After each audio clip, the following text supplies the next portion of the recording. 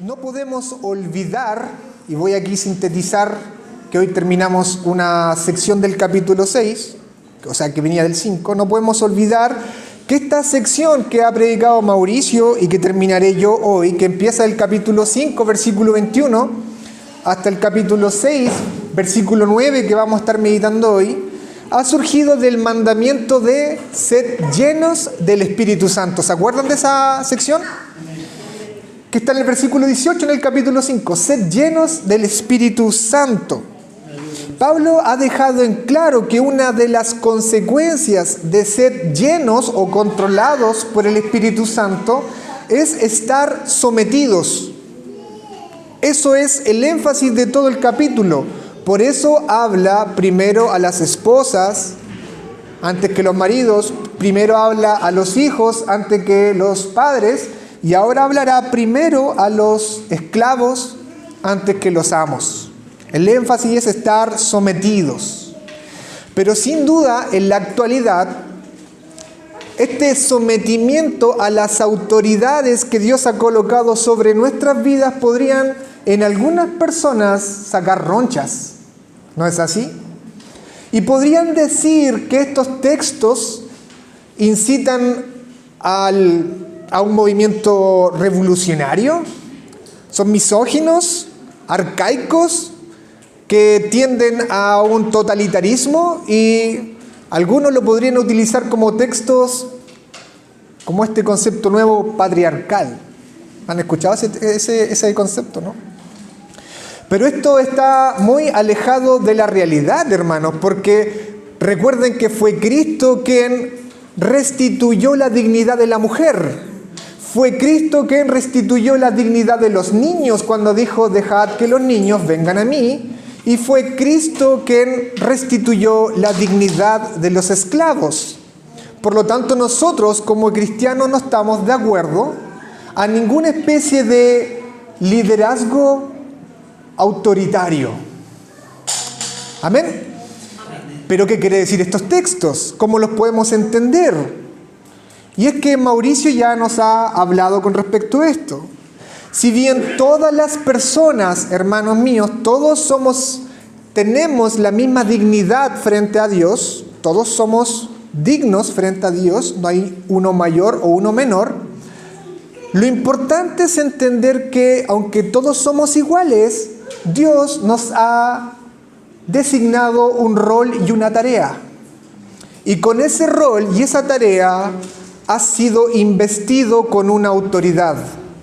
Tienes, cada uno de ustedes, una jurisdicción, una autoridad de parte de Dios.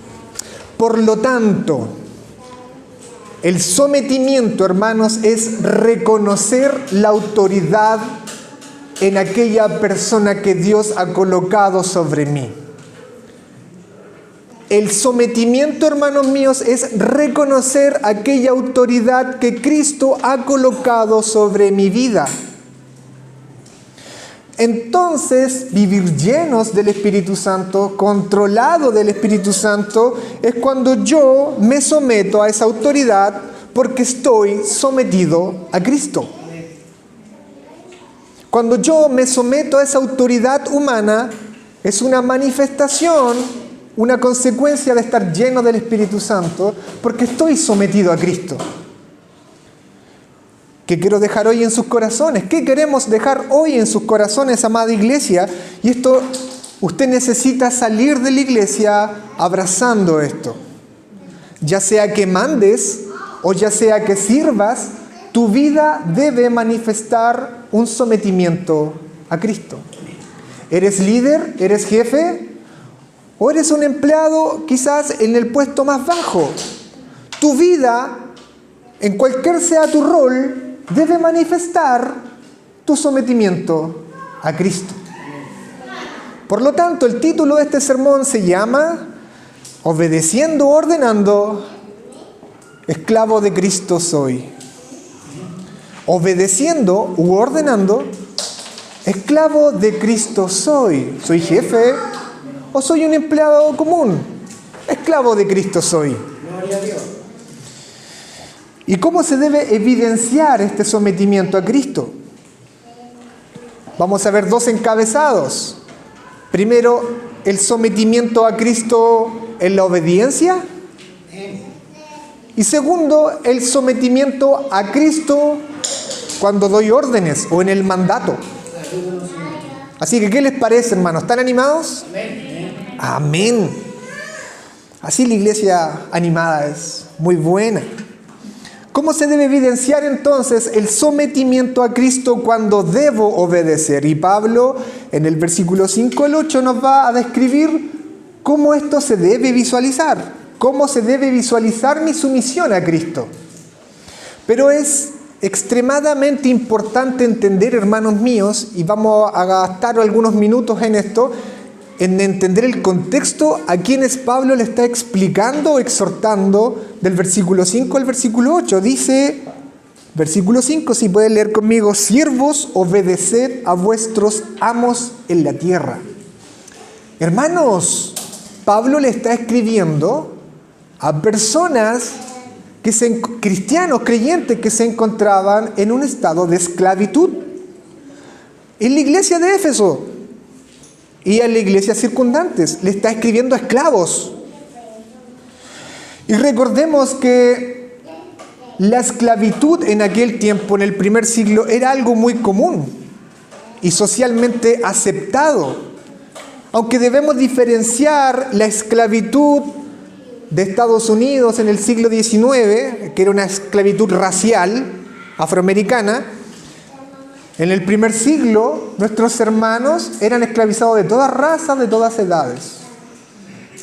Aunque debemos diferenciarla en cierto grado, toda la esclavitud atenta contra la dignidad del hombre. Toda la esclavitud atenta contra la dignidad del hombre. Fíjense, hermanos, que estas personas a las que Pablo le estaba escribiendo son personas que podían heredarse, son personas que podían comprarse, son personas que podían adquirirse como pago de algo, y son personas que eran sacadas de sus ciudades como botines de guerra. A esas personas le está escribiendo Pablo. No tenían derechos, eran considerados como bienes materiales. De hecho, muchos pensadores y filósofos les decían que ellos eran materiales que podían hablar o herramientas que podían emitir sonido. ¿Se dan cuenta? Podían ser tratados como quisiesen por sus dueños. No estaban amparados por ninguna ley. El dueño podía hacer y deshacer con ellos. Constituían la principal fuerza laboral porque los romanos creían que ellos no podían trabajar o era indigno trabajar, y ellos trabajaban, los esclavos trabajaban.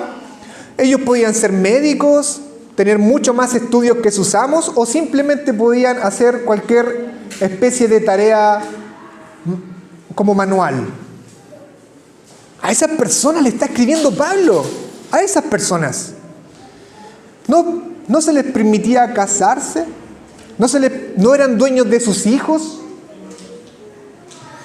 Y no se les permitía tener propiedades privadas, excepto que ellos podían comprar de cierta forma, juntando con un dinero, podían comprar su libertad. Fíjense el peso para nosotros que nos va quedando las aplicaciones. La esclavitud era algo tan común, hermanos, tan común, que nadie podría cuestionarla. De hecho, un comentarista dice que ni siquiera se podía hablar del problema de la esclavitud, porque era algo socialmente aceptado. Nadie se le pasaba por la mente romper con esta institución de la esclavitud. Pero ustedes se han preguntado, hermanos, ¿por qué Pablo,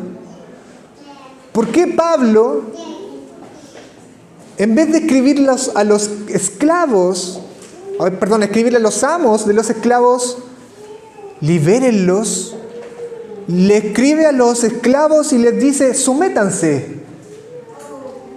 ¿Se ha preguntado eso? ¿Por qué en vez de escribirle a los esclavos, sométanse a sus amos en la tierra, no le escribe a los amos simplemente diciendo, libérenlos? ¿No se dan cuenta? ¿O por qué Pablo no le escribe a los esclavos de aquella época y les dice, hagan un movimiento y adquieran su libertad? ¡Wow! ¿Cierto? De hecho, pareciese que Pablo aprobase la esclavitud, porque en 1 Corintios 7, del 20 al 21 dice que cada uno permanezca en las condiciones que estaba cuando Dios lo llamó. ¿Eras esclavo cuando fuiste llamado? No te preocupes, aunque si tienes la oportunidad de conseguir tu libertad, aprovéchala, ¿cierto? De cierta forma Pablo estaba como aprobando la esclavitud, ¿podría ser? Hermanos, ¿qué está ocurriendo aquí? ¿Qué está ocurriendo aquí? Y esto es lo más importante que usted debe entender, hermano. El cristiano con su evangelio no busca crear estallidos sociales. El cristiano con su evangelio no busca romper sistemas económicos. El cristiano con su evangelio no busca instaurar reglas duras. El cristiano con su evangelio busca cambiar el corazón de los hombres. Porque cuando tú cambias el corazón de los hombres, cambias las relaciones entre los hombres. Y que cuando cambian las relaciones entre los hombres, cambian las instituciones. El cristiano con su evangelio cambia el corazón del hombre. No de forma externa, sino de forma interna. El cristiano con su evangelio cambia las relaciones y así va a cambiar las instituciones. Dios utilizó esta institución malévola para su gloria. Dios utilizó la esclavitud para su gloria, aunque era malévola. ¿Cómo? Cambiando la relación esclavo y amo. Cuando la gente del primer siglo veía a un esclavo sometido a su amo con respeto y dándole honor, era absolutamente algo impresionante. Cuando el esclavo reconocía en ese amo la autoridad de Cristo, era absolutamente impresionante cuando el amo ahora trataba de forma diferente al esclavo y le daba la dignidad de un hombre. Cuán sorprendente tuvo que haber sido visualizar esta relación nueva y transformada por el Evangelio.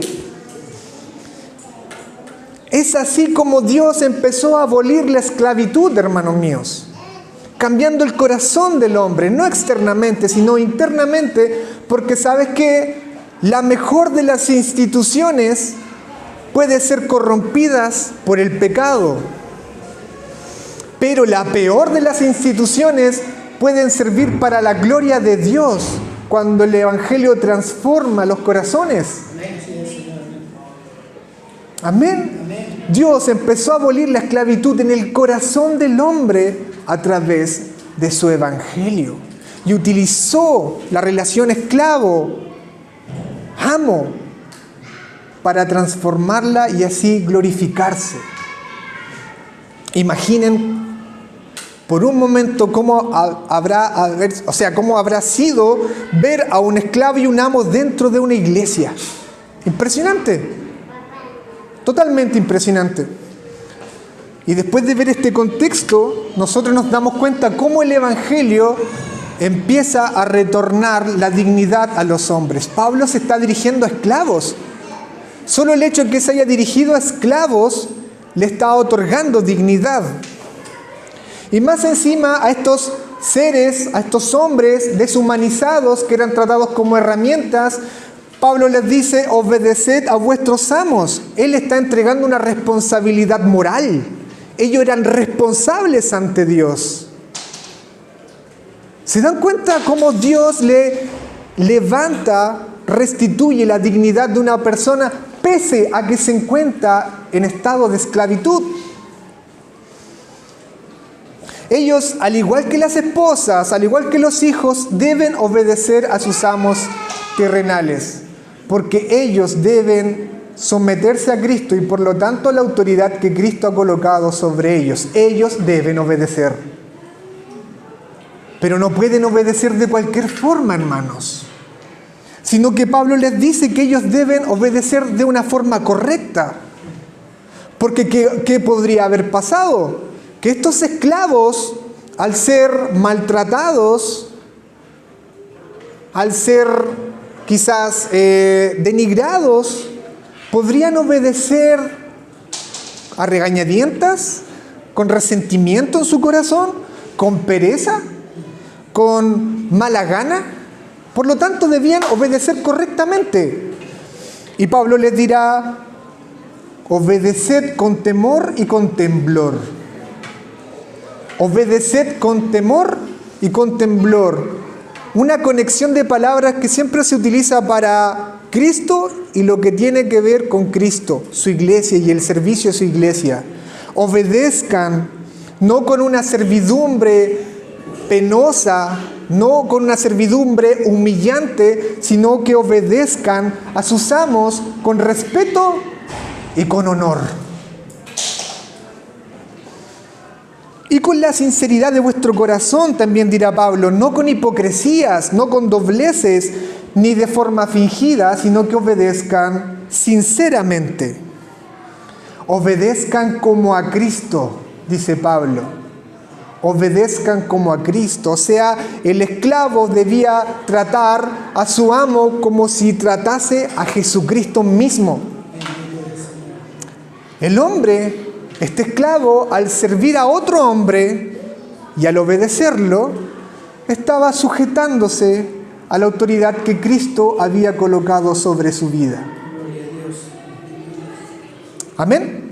En el versículo 6, lean conmigo: no para ser vistos como los que quieren agradar a los hombres, sino como siervos de Cristo, haciendo de corazón la voluntad de Dios.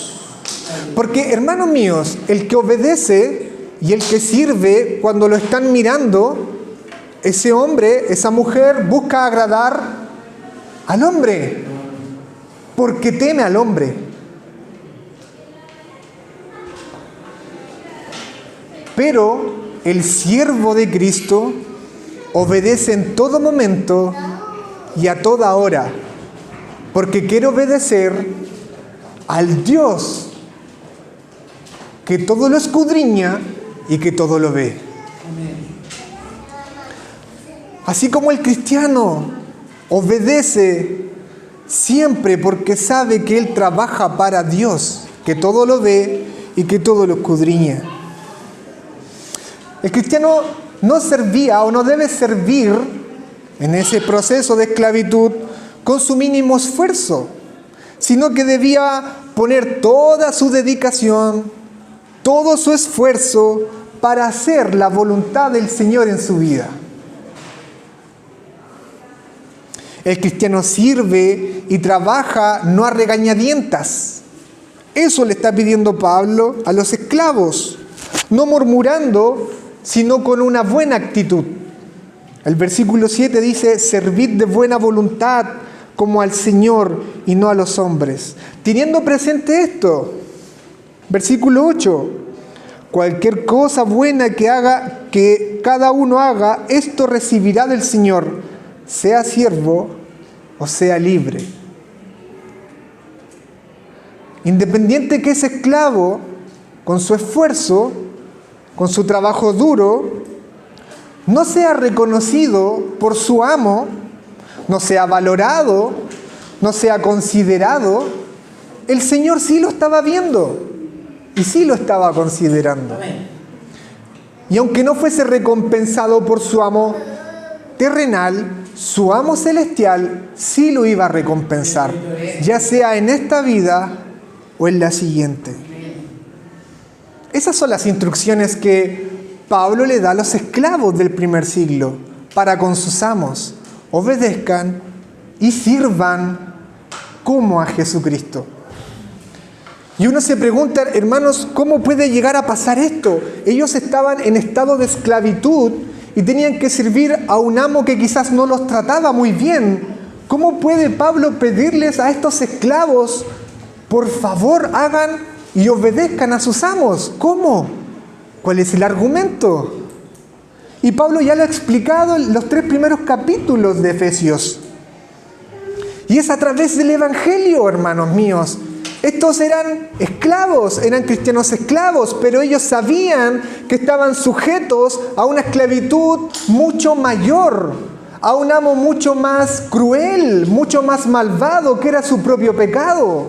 Y ese pecado les condenaba a un juicio eterno. Estaban condenados. Aunque estaban en estado de esclavitud, aunque podrían haber sido libres, ellos, si no se liberaban de su pecado, iban a recibir el juicio de Dios. Pero Cristo, siendo Dios, los miró con amor y con misericordia. Y estando en el estado de privilegio divino, en sus privilegios divinos, adoptó la condición humilde de un siervo. Y nació como un hombre. Y vino a vivir una vida, ojo, de obediencia y de sumisión a la ley de Dios y de los hombres. Cristo también tuvo padres. Él se humilló, aunque estaba en esa condición, se humilló aún más y hizo el trabajo más indigno de todos los trabajos. Hermanos, Él murió en una cruz como el criminal, peor criminal que pudo haber existido. Y Él murió no porque Él tuviera pecado, sino que murió en sustitución de nosotros, de la iglesia. Imagínense, eso lo entendía un esclavo. Él murió de forma indigna. Él murió como un criminal. Pero la muerte no lo pudo retener, hermanos míos, ahí. Y por su tarea, ojo, escuchen esto, por su tarea fue resucitado, ascendió al cielo y fue exaltado como recompensa por su obra redentora. Siervo, sumisión, obediencia, recompensa. Cristo le está pidiendo a estos esclavos algo que Él mismo hizo. Cristo le está pidiendo a estos esclavos algo que Él vivió. Cristo no le está pidiendo nada más que lo que Él hizo. Y que podrían hacer porque estaban llenos del Espíritu Santo. Cristo entiende. Cristo ha vivido como nosotros. Amados hermanos, el Evangelio cambia corazones, cambia instituciones, cambia relaciones. Esto era maravilloso. Y aunque estos esclavos seguían viviendo bajo una esclavitud de este amo, ahora eran libres para hacer la voluntad de Dios. Ya no tenían que agradar al hombre, ahora tenían que agradar al Dios vivo que les rescató. Es hermoso. Es hermoso. Ahora ese esclavo, aunque estaba en estado de esclavitud, era libre. Y libre para servir a su Señor. Y libre para servir a un Señor bueno. Y llega el punto de este sermón que usted se pregunta, bueno, ¿cómo aplica esto para nosotros? Si yo no estoy en estado de esclavitud. Pero ojo, aunque han mejorado las leyes laborales, el corazón del hombre está corrompido y el mejor de los sistemas lo puede echar a perder. Aunque usted aplique todas las reglas y todas las mejor de las reglas laborales, el corazón del hombre es siniestro. Y muchos hermanos, muchas hermanas, muchos creyentes están sometidos a trabajos duros, con baja remuneración, son maltratados, no físicamente como los esclavos, sino que psicológicamente. Están sobrecargados, están bajo intimidación. De hecho, el otro día leí algunos mensajes de algunas personas que estaban bajo intimidación y podrían llegar a obedecer de mala forma. Y estos principios no solo aplican para los trabajos, sino que para los cristianos que están en estado de prisión, para los cristianos que están en las fuerzas militares, para todos niveles de jerarquía debería aplicar estos principios.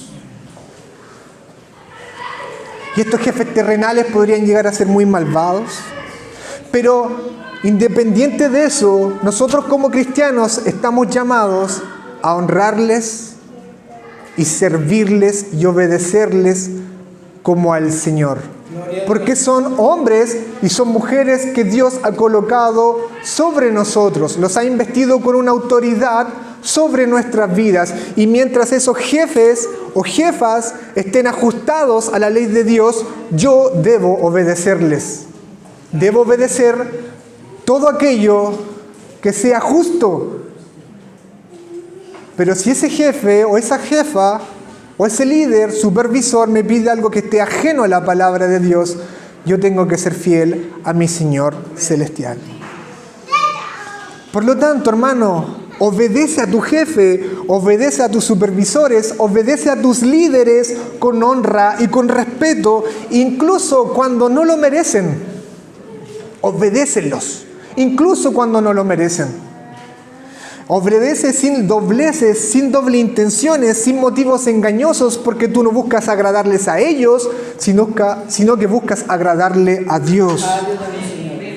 Obedece en todo tiempo, en todo momento, no solamente cuando te estén mirando. Haz el mejor de tus esfuerzos. Amados hermanos, imaginen a estos esclavos del primer siglo que tenían que hacer trabajos denigrantes, indignos. Ahora eran libres, porque ahora sabían en sus corazones que su trabajo no era para el hombre, sino que era para Dios. Ya no existía trabajos sagrados, ni trabajos normales o seculares, todo el trabajo era para Dios. Por lo tanto, cuando tú trabajas para Dios, todo trabajo es digno, todo trabajo es alto. Porque, hermanos míos, y una cosa quiero dejar, no importa la labor que tú hagas, la labor que tú haces no le da dignidad a tu trabajo.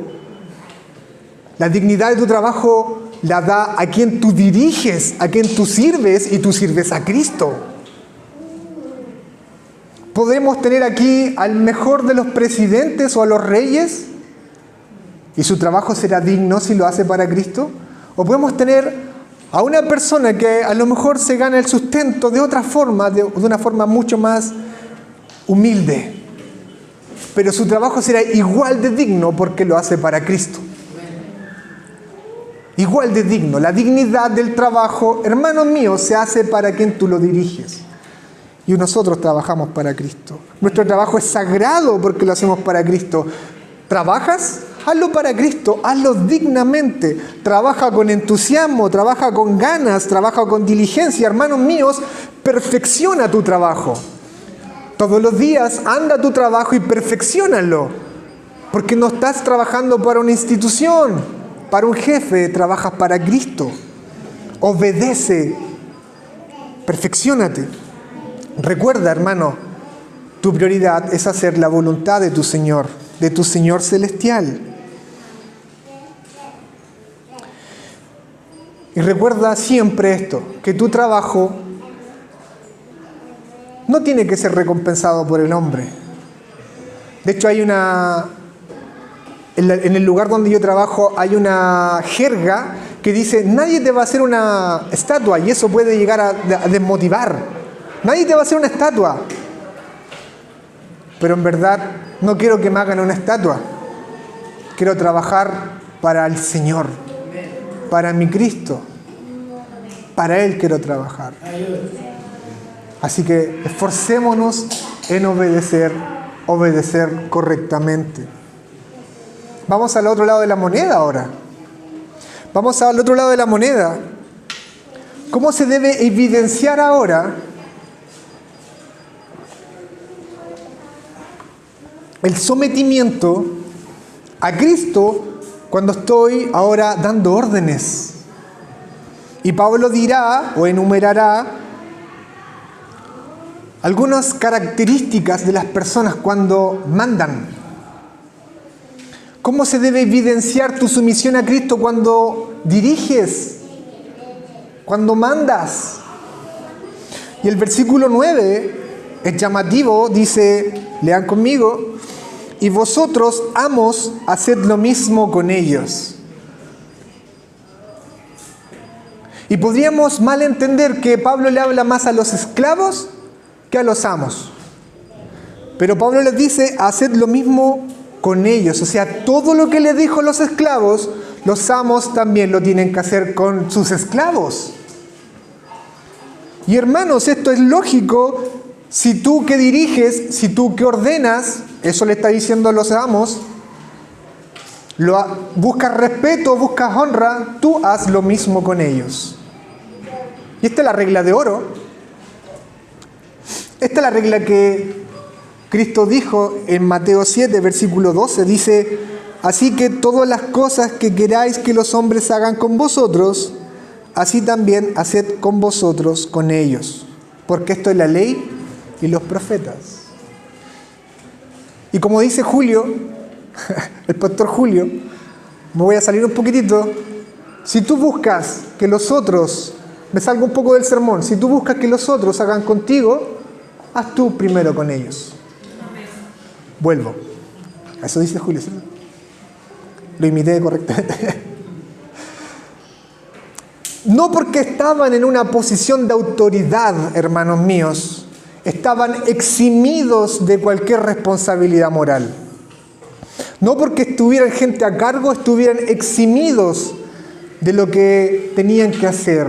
Tenían que tratar a sus esclavos dignamente, con cortesía. Pablo les dice además, dejad las amenazas.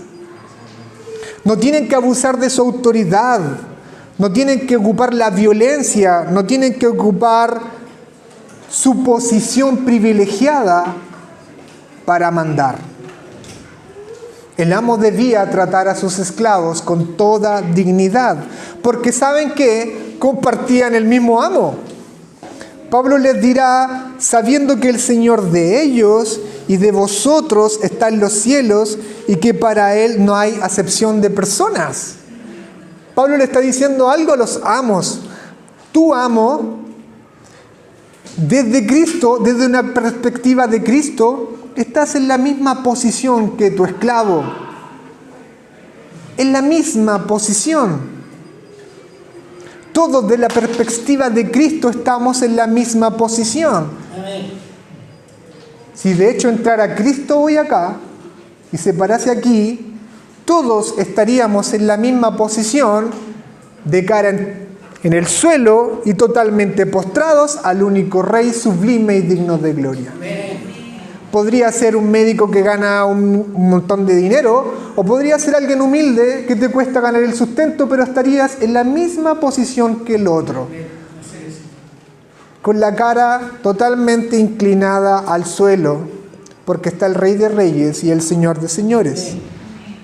Pablo lleva a estos amos a mirar a Cristo, y cuando contemplen a Cristo, contemplarán cómo ser un buen amo. Desde la perspectiva de Cristo, hermanos, todos éramos iguales. Ninguno de nosotros poseía alguna especie de ventaja.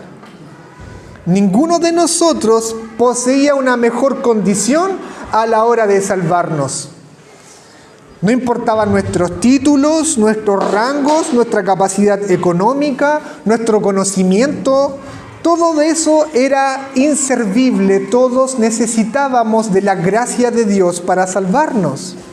Todos nosotros, amos, esclavos, necesitábamos de un Señor todopoderoso que entregase su vida por nosotros. Pero ese Señor entregó su vida por nosotros, tanto como esclavos como para amos. Todos necesitábamos a un Señor que diese la vida por nosotros. Por lo tanto, el Señor no tiene favoritos. Y no porque a algunos los hayas hecho esclavos y a otros los haya hecho amos, no por eso ama más a uno y al otro no lo ama tanto. No, hermanos míos. No. De hecho, eso hay que diferenciarlo. Dios, Cristo, dio roles a unos diferentes de los otros. Y que te haya dado un rol diferente que al otro no significa que a uno lo ame más que al otro. porque todos por igual necesitábamos de su sacrificio. Así entonces, como los siervos debían aprender a Cristo cómo hacer siervo, así los amos debían observar a Cristo cómo ser amo y Señor. Todos necesitamos contemplar a nuestro Señor Jesucristo para hacer bien nuestro rol. El amo debía tratar a sus esclavos como ellos, amos, eran tratados por su amo celestial. Esto, hermanos, es la manifestación de ser llenos del Espíritu Santo. Esto es la manifestación de ser llenos del Espíritu Santo. ¿Cómo se aplica esto para nosotros ahora entonces? Porque que yo sepa, aquí nadie tiene esclavos, nadie es amo. ¿O sí? Nada. Muy bien. ¿Eres jefe? ¿Eres supervisor? ¿Tienes personas a cargo? ¿Ejerces algún liderazgo? Inclusive ejerces algún liderazgo en la iglesia. Hermano, manda como manda Cristo. Manda como manda Cristo. Porque tu autoridad es una autoridad delegada de Cristo.